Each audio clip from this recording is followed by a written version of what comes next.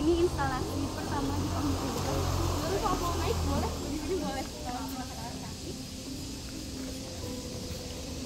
Mungkin ada yang awalnya ngira kalau ini pohon asli, ada yang ngira ini pohon asli. Sebenarnya ini adalah cetakan dari pohon buah jambu batu. Kenapa jambu batu? Karena ibunda beliau atau ibunda Kusunario itu suka banget sama buah jambu batu.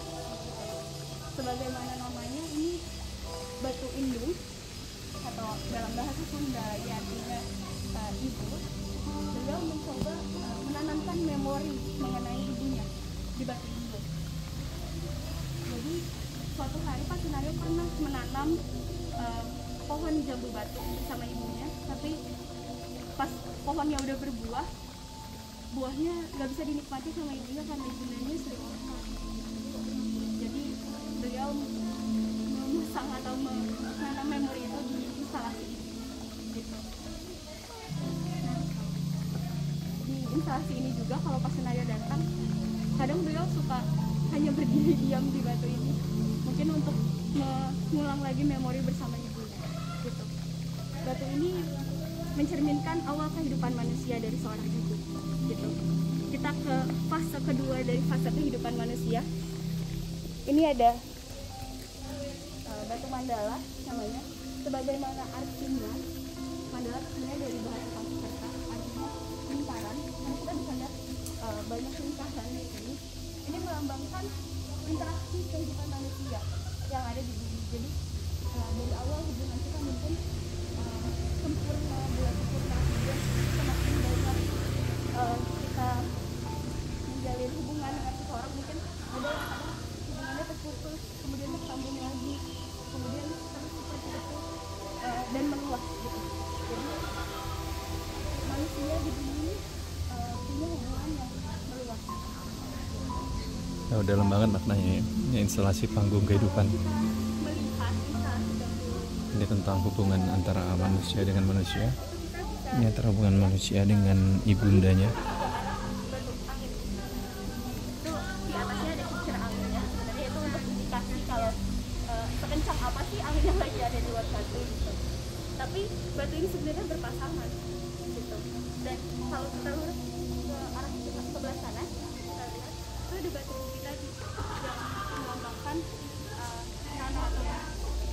Jadi kehidupan manusia itu sebenarnya manusia didukung dengan bumi dan angin kan. Di atasnya ada batu mandala. Dan dari fase ini kita beranjak ke fase selanjutnya, fase kehidupan manusia.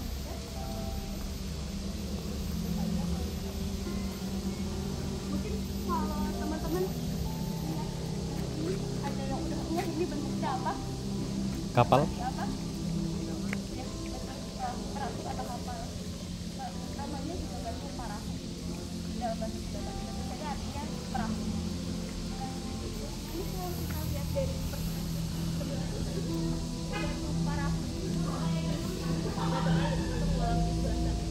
Batu ini sebenarnya menyimbolkan bahwa hidup manusia itu mengarah ke alam selanjutnya. Ini akhir dari fase kehidupan manusia di bumi setelah interaksinya dengan manusia-manusia lain berakhir kemudian dia menuju ke alam selanjutnya, ke alam baka.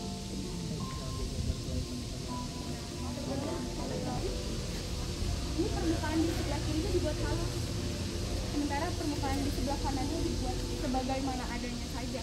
Itu sebenarnya melambangkan baik dan buruk yang dibawa manusia ke alam selanjutnya gitu.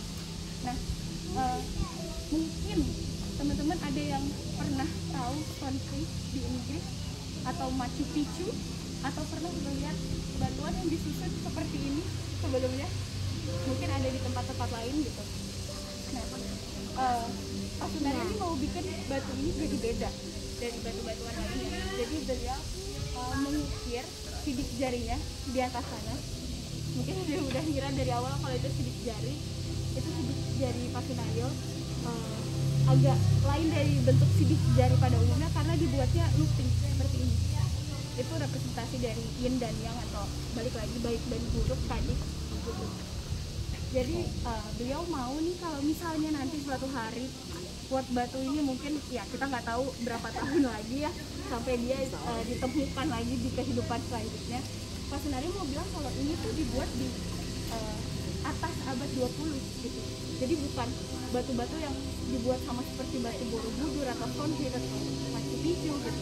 Ini adalah batu yang dibuat, susunan batu yang dibuat di era modern, dibuat lebih modern dengan sidik jari itu. Karena kan teknologi itu baru ada di abad 20 ke atas gitu kan. Oke, kita masuk ke... Maaf Mbak, ini untuk instalasinya ini diletakkan gitu aja atau ada semen-semennya gitu? Nah, ini batu yang ada di atas sebelah sana diletakkan begitu aja. Tapi kalau untuk dua batu ini penyangganya biar aman, ada kerangka di dalam. Ada kerangka, oh gitu. Gitu, iya. Tapi yang di atas ini? Yang di atas, yang paling atas itu hanya diletakkan saja. Yang ini? Cuma yang kedua ini jadi seperti Lego. Oh, ada, oke. ada bolong, kemudian kerangkanya dimasukkan ke atas. Iya, iya. Sebenarnya lebih buat keamanan. Iya, iya, iya. Mas, untuk kalau berebut lewat alat kaki Oke, kita lanjut ke selanjutnya ya. Ini kalau ini beringin, Ficus longifolia. Nah, kalau ficus itu keluarga beringin. Kalau tadi kita udah lihat elemen angin dan bumi atau tanah, sekarang kita lihat elemen api. Tadi teman-teman ada yang udah masuk dan lihat api di dalam? Belum. Belum. Sebenarnya maknanya hubungan antara manusia dengan Mau lihat? elemen Yuk api. lihat ya. Kenapa batu dan api? Karena mungkin ada yang pernah tahu ceritanya dulu manusia tuh menemukan api dengan cara menggosok-gosokkan batu. Nah, ini Ada api. maknanya seperti itu, bahwa ternyata kehidupan manusia itu lengkap dengan elemen api ya. Simbol api abadi. Kalau ini elemen api, ada elemen selanjutnya, elemen air itu ya.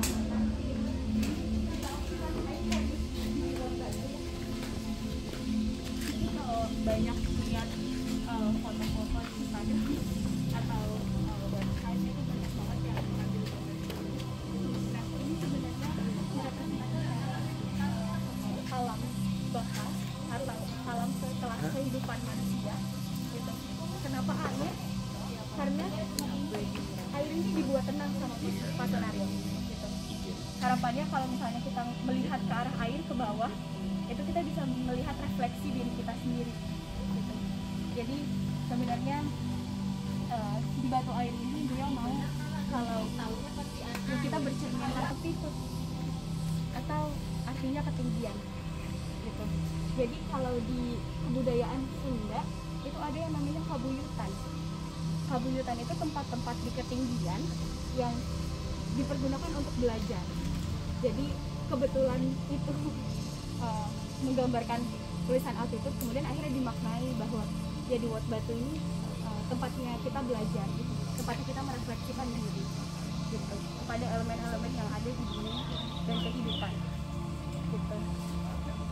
Nah, karena tadi Pak Sunario mau kalau misalnya di batu ini kita merenung, maka di sini ada batuan-batuan halus yang sebenarnya teman-teman boleh duduk di sini, boleh sambil melihat juga pemandangan yang indah di belakang batu air gitu. Setelah batu air kita punya batu selanjutnya ada di sebelah sini.